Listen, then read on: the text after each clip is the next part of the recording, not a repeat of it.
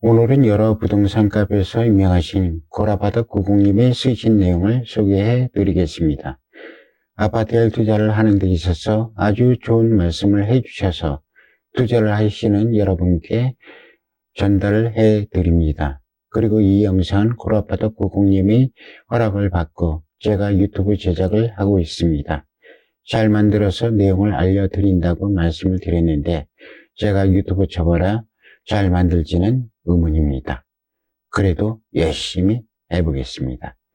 첫 번째, 2020년 7월 10일 이후에 오피를 계약한 사람이 추가로 아파트 구매 시 취득세 8%, 이전에 오피 계약한 사람은 아파트 구매 시 1에서 3%. 2020년 7월 10일 부동산 대책 이전에 오피스텔을 계약한 사람은 오피를 주택으로 간주하지 않기 때문에 추가로 아파트 구매 시 취득세 중과 없이 1에서 3%의 기본세율로 세금을 내면 된다는 말씀입니다. 두 번째, 아파트 소유자가 오피 구매 시 취득세 4.6%, 오피 백채 사도 4.6%. 법 시행 전에는 아파트보다는 오피스텔의 취득세가 4.6%로 상대적으로 비싼 편이었지만 지금은 아파트 취득세가 다주택자에게 중과되면서 오피스텔은 100채를 소유해도 무조건 4.6%의 세금으로 고정되어 있어 소유한 주택이 많은 분들한테는 오피스텔 투자가 절대 유리하게 되었습니다. 미주택자가 오피 구매 시 취득세 4.6%, 오피 구매 시 취득세 4.6%인데 아파트의 경우는 어떨까요? 조정지의 경우는 두 채의 집을 가지고 있다면 취득세 8%, 세 채, 네 채까지는 12%로 중과됩니다. 만약 비조정지역에 주택 두 채를 소유하고 있다면 비조정지역은 두 채까지는 기본세율을 적용하고 세 채부터는 8%의 세율, 네 채부터는 12% 적용합니다. 즉 7월 10일 이후 오피스텔을 계약하신 분이 오피 아닌 다른 주택을 추가로 구매할 때만 취득세가 중과되는 거네요. 나머지 사례는 모두 4.6% 고정입니다. 오피 실소유에는 영향이 크지 않을 듯 하네요. 이 내용들을 요약을 하면 오피스텔 취득세는 아파트와 달리 100채를 사더라도 4.6%로 고정되어 있다는 것으로 아파트 투자의 유리한 점을 말씀하고 계십니다. 오피스텔, 아파트를 무조건 사지 말라는 사람들 특징 3가지. 오피스텔, 아파트 관련한 문의글에 매번 밑도 끝도 없이 무조건 사지 말라는 분들이 많아서 특징 정리합니다. 트렌드가 바뀌는 걸 모른다면 도태될 수밖에 없습니다. 1. 투자에 성공한 아파트를 잘 모름. 킨텍스, 삼성, 광교, 유래 등. 들어봤어도 매우 특이한 한두 군데의 사례라고 생각함. 일산 킨텍스 지구의 유명한 아파트들에는 구매 근인, 힐스텔트, 일산, 더샵 그라비스타, 대박 노블랜드 등이 있고 삼성 지구에는 힐스테이트 삼성, 삼성역 이편한시티, 삼성지구 원흥역 프로주 등이 대표적입니다. 수원 광교엔 광교 중흥 에스크레스, 광교 도시압 레이크시티, 그리고 유래에는 유래지엘 프로지오가 아파트로서 성공한 대표적 케이스입니다. 2. 오피스텔이 아파트의 대체제가 되는 것이 싫음. 오피를 투자해서 손해를 받거나 차익을 내지 못하고 팔았던 사람들이 대다수. 제가 아파트에 중점적으로 투자한 것은 한 15년 정도 되었던 것 같습니다. 그전에도 아파트라는 단어가 존재하였지만 오피스텔이라 하면 원룸이 대부분이었습니다. 원룸 한 채를 분양받으면 매월 월세로 5, 60만원 정도를 받을 수 있어 좋지만 원룸에 새들어 사는 사람들이 장기 거주하는 사람보다는 단기 거주하는 사람들이 많아 그때마다 공실이 많이 생기고 공실이 생기면 관리비를 잔압해야 하고 복비도 들어가고 월세를 받으려면 원룸 가전제품도 관리해 주어야 하고 벽지 도배 등 여러가지 신경 쓸 것이 많습니다. 그리고 원룸 오피스텔은 시간이 지나면 지날수록 점점 낡게 되고 시세 차익은커녕 내가 산 가격보다 점점 떨어지는 것이 일반적이었습니다. 그래서 오피스텔은 투자하기 부적합하다는 인식을 가지고 있는 분들이 아직도 많죠. 그러나 지금은 아파트와 구조가 거의 흡사한 아파트들이 많이 공급이 되고 있으니 기존의 인식을 하루빨리 바꾸시는 것이 새로운 투자 환경에 빠르게 대처하는 길이 되겠지요. 3. 오피스텔도 이제 무조건 주택세에 포함되는 걸로 바뀐 줄로 암. 청약 대출 취득세 계산 시 기존대로 동일하게 그냥 무주택으로 간주됨. 오직 추가된 단 하나의 예외 사례만 기억할 것. 8월 10일 이후 계약한 OP가 있으면서 추가로 아파트를 매수할 때만 취득세 계산 시 주택으로 간주.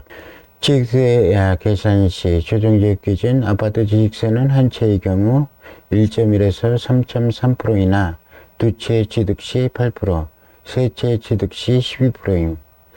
단 오피스텔은 100채를 취득해도 4.6% 고정임. 8.12 규제 이후 추가된 내용은 단지 8월 10일 이후에 오피스텔을 매수한 사람이 추가로 아파트를 매수할 때만 취득세 8%를 낸다는 것 하나뿐임. 기존대로 아파트 플러스 OP거나 무주택자가 OP 매수 시에는 무주택으로 간주. 이 청약 신청 시 OP는 100채를 보유해도 무주택으로 간주하여 가점을 쌓을 수 있음. 3기 신도시 청약을 노리는 세대에 특히 유용함. 네, 맞습니다. 오피스텔을 수백 채 가지고 있어도 아파트 청약 시 무주택으로 간주되고 대출도 아파트와 달리 70%까지 가능하고 취득세도 중과 없이 4.6% 고정이지요. 3. 대출 시 최소 LTV 70% 대출 가능함, 최대 80%. 기존의 아파트나 오피스텔 대출이 있더라도 관계없이 무조건 70%가 나옴. 단 신용 불량자의 경우 불가할 수 있음. 아파트는 2주택부터는 예외 조건은 있지만 원칙적으로 주담대가 금지됩니다. 4. 대출 상환 시 아파트는 주택담보대출 상환 시 원금을 반드시 매달 갚아 나가야 함. 오피스텔은 최대 30년간 이자만 갚는 거치식 상환 방식이 가능함. 장기 저금리로 현금 가치가 떨어지는 최근에 적합한 투자 방식임. 은행에서 대출을 받을 때 대부분의 사람들이 선호하는 방식이 거치식 상환 방식입니다. 은행에서 돈을 빌릴 때 이자만 납부할 수 있는 거치 기간을 설정하여 그 기간 매달 이자만 내는데 그 기간이 지나게 되면 원금과 이자를 함께 납부하게 되는 방식입니다. 보통 이 거치 기간을 두는 방식은 대부분의 대출 상품에서는 찾아보기 힘들고 원금과 이자를 함께 납부하게 되는 방식입니다. 보통 이 거치 기간을 두는 방식은 대부분의 대출 상품에서는 찾아보기 힘들고 주택을 담보로 돈을 빌리면 거치 기간을 설정할 수가 있습니다. 만약 그 기간을 더 늘리고 싶은 경우에는 은행에서 제시하는 조건에 해당되면 거치 기간을 늘릴 수 있는 대출 상품입니다. 5. 일반 임대사업자, 주택임대사업자 신규 신청 가능. 전월세 상한제 5% 상한에 따라 4년간 전세 내줘야 하는 게 같아짐. 부가상 환급, 취득세, 면제 혜택을 받을 수 있음. 10년 장기반 가능. 아파트 빌라는 신규 불가. 아파트를 투기 대상 용도로 사용하는 임대사업자 등록 제도를 폐지하고 오피스텔, 빌라, 다주택은 투기 대상에서 빠져 임대사업자 등록이 가능합니다. 결론적으로 오피스텔은 대출 청약 시 취득세 계산 시에는 무주택으로 간주되고 종부세, 양도세 계산 시에는 주택으로 간주됩니다. 고라파더 고공님이 강조하는 1주택자가 아파트를 매수해야 하는 이유. 1. 아파트를 주거로 매수해야 취득세가 4.6%로 저렴함. 아파트는 두채 매수 시 8%, 세 채 매수 시 12%. 아파트는 몇 채를 더 사더라도 4.6%로 취득세 고정. 2. 1주택자가 주택담보대출이 있을 경우 아파트만 주담대 70% 가능. 아파트는 주담대 불가하여 현금으로 매수해야 함. 단 DSR을 감안해야 하므로 보험사 대출, 삼성생명, 삼성화재 등을 이용할 것. 메이저 업체이므로 신용도 하락 없음. 대출으로 2차, 3차 투자도 가능. 무제한 전매 가능한 아파트 분양권 등 원금 상환 부담 없음. 아파트는 매수 시 매달 이자와 원금을 갚아 나가야 해서 초기 투자에 대한 부담이 높음. 4. 자금 조달 계획서 미제출. 조정지역 투기과열지구에 관계없이 오피스텔은 제출 의무 없음. 아파트 빌라는 내야 함. 5번째는 임대사업자 신청 가능. 아파트는 불가. 10년 유지 시 다주택자 양도세 비과세 가능. 고라파트 90님이 추천하는 성공하는 오피스텔의 8가지 조건. 1. 역세권. 8분 이내. 서울이나 서울 근접 지하철. 여기서 역세권이라는 것은 지하철이나 기차역을 중심으로 다양한 업무, 주거, 상업 공간이 있는 반경 500m 이내의 지역으로 보통 도보로 5분에서 10분 이내의 지역을 말합니다. 특히 지하철역을 도보로 이용하는 시간이 5분 이내로 짧은 곳은 초역세권이라고 부르죠. 도보로 이용 가능한 역이 몇 개인가에 따라서 더블 역세권, 트리플 역세권이라 합니다. 아파트 투자는 역세권을 선택해 투자하시는 것이 가장 중요합니다. 아파트 분양 가격이 높더라도 역세권을 선택하시는 것이 투자 성공의 지름길입니다. 2. 신축 5년 이내. 전 아파트를 분양을 받거나 초비가 형성될 때 분양권을 매수하는 전략으로 투자를 했습니다. 이렇게 투자하려면 아파트 분양 정보도 꼼꼼히 따져서 봐야 하고 분양권을 초비에 사게 사려면 분양단지 근처의 부동산에 매수 주문을 걸어놓는 등 주도적으로 움직여야 합니다. 정보도 많이 가지고 있어야 하고요.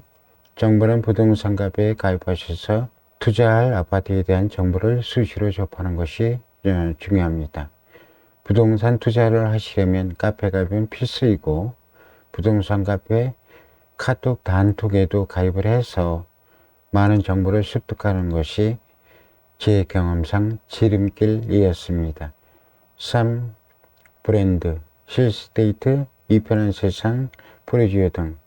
오피스텔은 아파트보다 아직 인식이 낮아서 브랜드가 아주 중요하죠. 신발을 하나 사더라도 우리는 브랜드를 선호하듯이 아파트들도 똑같은 위치입니다.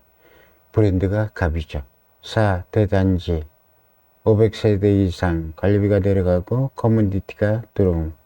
5번째, 교통호재. 기존 지하철 외에 추가로 1개 이상의 지하철이 들어올 예정인 곳. 6번째, 투룸 이상. 원룸과 1.5룸은 아파트 대체 불가. 7번째, 인근 아파트 대비 강점. 인근 아파트에 대체 평수가 없는 경우 저품화, 몰세권, 교통의자에 더 가까운지 여부 등. 8번째, 소유자 중심 관리단 구성. 삼성, 킨텍스, 위례, 광교 등 분양가 대비 2배 이상 오른 아파트는 모두 강력한 관리단이 존재. 대단지여야 하는 것은 거점이 많아야 강력한 관리단을 구성할 수 있어 저렴한 관리비에 더 나은 아파트 관리를 해나갈 수 있기 때문입니다. 제가 투자하는 원흥역 프로지오는 아직 입지 전인데 도색이 마음에 안 든다고 임의업에서 시공사 프로지오에 재요청해서 다시 도색 작업을 하기로 했습니다. 대단합니다. 원흥역 프로지오는 1000세대가 넘기 때문에 목소리를 높일 수 있어 가능했다고 생각합니다. 적은 세대로는 이런 일을 절대 할 수가 없죠. 떠드는 사람이 많아야 들어주는 사람이 있다는 것이 세상의 이치인 것 같습니다. 고라파트 90님 자신이 아파트에 투자를 하면서 정보를 흘려주면 다수의 사람들이 아파트에 투자를 할 것이고 그럼 경쟁자는 더 늘어나 투자에 더 어려움이 있을 것인데 새로운 투자자를 위해서 자신의 투자 전략을 과감히 알려주신 고라파트 90님이십니다. 다시 한번 감사드립니다. 고라파트님의 그런 부동산 스토리에서 고라파트 90님을 검색하시면 쉽게 찾을 수 있습니다. 투자를 위해서는 부동산 카페 가입이 필수입니다. 이상으로 고라파트 90님의 글을 소개해 드렸습니다. 다시 감사드립니다. 그럼 하시는 일 잘 되시고요. 다음에 또 뵙겠습니다. 안녕히 계세요.